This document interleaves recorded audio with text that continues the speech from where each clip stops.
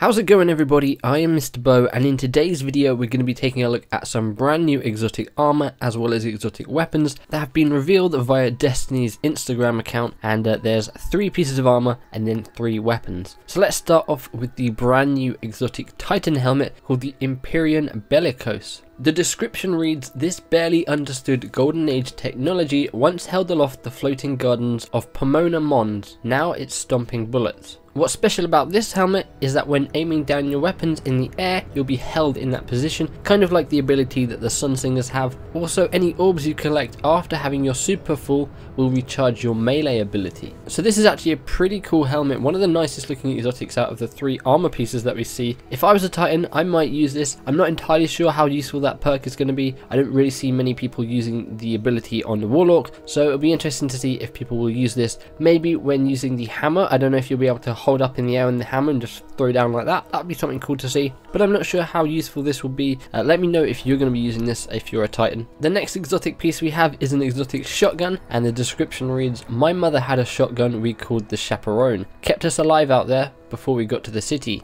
Amanda Holiday." Now what's special about this shotgun is it fires one single slug shot and grants an agility boost when equipped. Also, your precision kills will grant a brief increase to handling, range, rate of fire and stability. So it's a very cool looking shotgun. We don't have anything in the game like this at the moment. You can only fire one slug at a time, which could come in really useful just for taking someone out quickly, but then if you're against a group of people, you might not win that because you've only got one shot. The agility boost might come in really handy though, and having the increased handling, range, rate of fire and stability might also come in handy when using this shotgun. Next we have a Warlock chest piece called the Alchemist Raiment. The description reads, "To reshape the world piece by piece, thought by thought.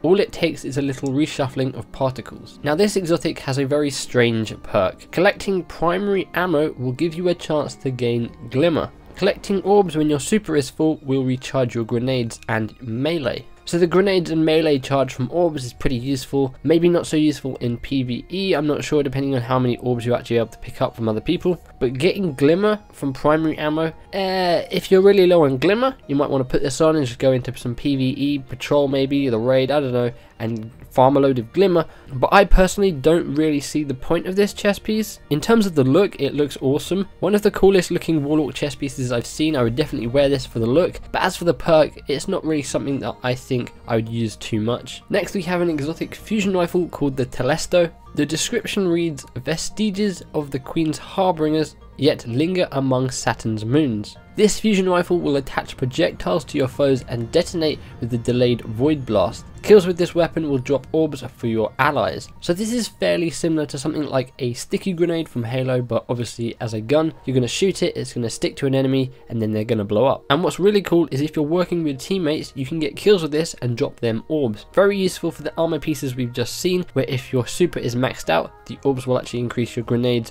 or even your melee. Could come in very useful for things like Trials of Osiris. We'll have to wait and see. But in terms of the look, it definitely stands out, and there isn't anything like that in the game at the moment. Our next exotic armor piece comes in the form of the sealed Ahamkara grasps. These are exotic hunter gauntlets, and the description reads, "Plating the Ahamkara's bones in silver helps to quiet the auditory hallucinations. Oh, bearer mine." The ability on these are similar to the claws of Ahamkara for the Warlock. They will provide you with an additional melee charge, and your melee damage will have a chance to reload your primary weapon. So the first half of that is similar to the claws of Ahamkara, but the second bit where your melee damage has a chance to reload your primary weapon would come in very useful. If these were a Warlock armor piece, I would hands down definitely use them. I'm a big fan of the claws of Ahamkara, so having that extra perk of your melee damage giving you a chance to reload your primary, that would come in very useful, and I think out of the 3 exotic armor pieces we see here, this would be the most useful out of all 3 of them. We then get a better look at the Sleeper Simulant here, a heavy fusion rifle. The description reads, "Subroutine Ikelos, status complete. Midnight Exigent, status still in progress." And if you guys don't know, this is a heavy fusion rifle, so it fits in your heavy slot, and this weapon's lasers tear through enemies and ricochets off hard surfaces. I've actually done a video talking about this weapon in a little bit more detail. If you guys want to go check that out, I will leave a link in the description below. So those are 6 brand new exotics we're going to be getting in the Taken King. 3 armor pieces, 3 weapons. I think these are pretty cool. In terms of the looks of them, they all look very unique and really awesome.